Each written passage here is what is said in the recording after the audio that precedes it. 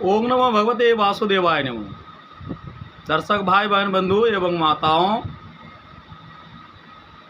इस धराधाम में जितने भी जीव आए हैं, सभी जीवों से उत्तम श्रेष्ठ देवतुल्य, या ये भी कहा जा सकता है कि मनुष्य जीवन जो है देवताओं ये लेने के लिए तरसते हैं, क्योंकि मनुष्य जीवन ही सुखमय, प्रेममय, मधुरमय और वो मोक्ष की प्राप्ति वो कर सकते हैं। हम लोग ये संसार में आकर जो परम पिता परमेश्वर श्री विष्णु नारायण जब सृष्टि किए तो सबसे उत्तम, सबसे श्रेष्ठ, सबसे ज्ञानवान, सबसे उत्तमवान जीवों के रूप में अपने समान संपूर्ण शक्ति, संपूर्ण ऊर्जा को देते हुए मनुष्य जीवन का निर्माण किए हैं। परंतु धराधाम में आकर और माया का भी सृष्टि किए हैं, लेकिन ईश्वर के हाथों में माया है, उन्हीं के द्वारा सृष्टि किया हुआ माया है। और देखना चाहते हैं मनुष्य को, सभी जीवों को, कि वो माया के संसार में कामिनी कांचन में लुप्त होकर, कामिनी कांचन के बंधनों में बांधकर वो तो उसी में तो चक्रव्यूह नहीं लगा रहा है।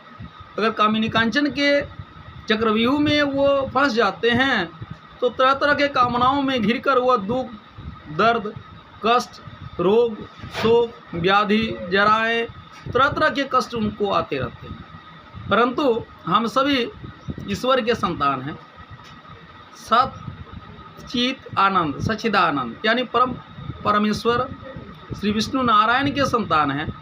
और थोड़ा सा यदि हम लोग ध्यान करके देखें तो देखते हैं कि सभी जीव जो है थोड़ा सा अच्छाई में रहने के लिए, प्रेम पूर्वक जीवन व्यतीत करने के लिए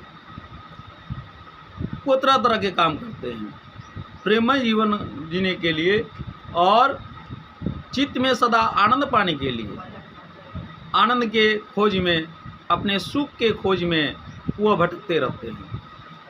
तो सुख की खोज में जो भटकते रहते हैं, सबसे पहले हमें जो पूर्व में हमारे जितने भी ऋषि, महर्षि, महात्मा, ज्ञानी या देवताओं भी आए हैं, अपने अपने उक्ति तो देके गए हैं। कोई लिखते हैं संतोषो परमं सुखम। अगर हम अपना दृष्टि को जो है रास्ते पर चलते रहे, चाहे जो भी कर्म करें, हम बंगला में कहते हैं भालोवासा का जीवन में जीना चाहते हैं, यानी हमें अच्छाई पे रहना होगा, भालो में रहना होगा। यानी भालो का अर्थ होता है अच्छा, अच्छाई पर यदि रहे, हम रहेंगे तब ना उसमें भालो में वास करना भालोवासा होता है। अच्छाई पे रहना, तभी हम अच्छाई को ढूंढ सकते हैं। यानी हमें अच्छाई पर, सतता के पथ पर, सत्गुण पर, सदाचार पर, सत्निष्ठाओं पर चलना होगा तथा परमेश्वर पर श्रद्धा भक्ति के साथ साथ हमें ये निर्णय करना होगा, भगवान से सुबह प्रातःकालीन हमें प्रार्थना करना होगा कि हे प्रभु, हमारे द्वारा ऐसे कोई जीवन भर में या तो आज भर ऐसे कुछ कर्म मत करवाइए जिससे जीवों को दुख हो, कष्ट हो, दर्द हो और हम भी उसी में सुखी रह सकते हैं। अगर हम दूसरों का भलाई में सोचना शुरू करेंगे और सतता के पथ पर चलेंगे तो हम ही आनंद में रहेंगे और पूरे संसार मेरा परिवार जैसे दिखाई पड़ेंगे और हम प्रेमानंद से जीवन व्यतीत कर सकते हैं। तभी यदि हम लोगों को प्रेम पूर्वक, मधुरमय वाणी, बात, व्यवहार, आचरण से यदि बात करें तो वसुधैव कुटुंबकम यानी पूरा विश्व को अगर देखेंगे तो सब मेरा अपना जैसा व्यतीत होगा। लेकिन अगर हमारे पास हिंसा, द्वेष, दूसरा का कोनो चीज़ देखकर जलनशील होगी, या यदि हम वृद्धों का सेवा करने के लिए भूल जाए, जो हमें इस धराधाम में लाए हैं वही गुरु है, गुरु का सेवा करना भूल जाए, अपना सीमित पे हम रहें कि मेरा परिवार हुआ, मेरा स्त्री पुत्र, बस इतना ही मेरा परिवार है। यानी प्रेम करना होगा तो निस्वार्थ करना होगा कि हमको भी लाए हैं वो भी तो आज जैसे हम बच्चे को पालन करते हैं, हमें भी तो मेरे पिताजी, मेरा मम्मी पालन किए हैं। अगर हम वृद्धों का सेवा करें, कोई भी वृद्ध हो, वो भी तो किसी संतान को दिए हैं कुछ आशा भावना करके, हम आशा नहीं रखेंगे कि अभी वृद्धों का सेवा करेंगे तो उनसे कुछ पाएंगे। ये पाने और चाहने का काम न करके निस्वार्थ भाव में यदि हम भावनात्मक ढंग से काम करें तो वह भी ईश्वर कृपा, ईश्वर का काम करना होगा, ईश्वर के पथ पे चलना होगा, वो वही धर्म होगा। और इसे अगर हम जो प्रेम सोच रहे हैं, अगर हम मधुर व्यवहार करेंगे, मधुर भाषा बोलेंगे, सदाचार के पथ पर चलेंगे तो जगत हमें मधुर भाषा भी बोलेंगे। अगर वो रुष्ट भी 10 दिन बोले लेकिन 11वां दिन में निश्चित रूप से वो भी मधुर बोलेंगे।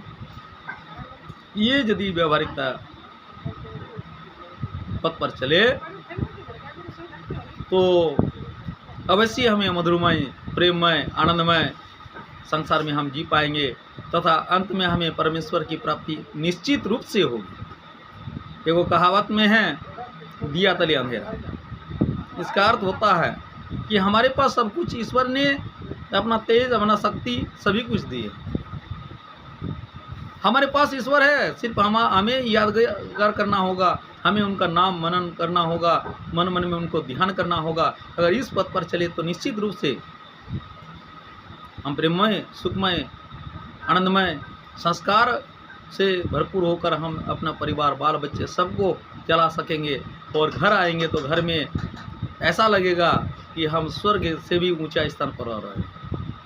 वैसा परिवार को भी उसी संस्कार पर चलाने के लिए सिखाएंगे।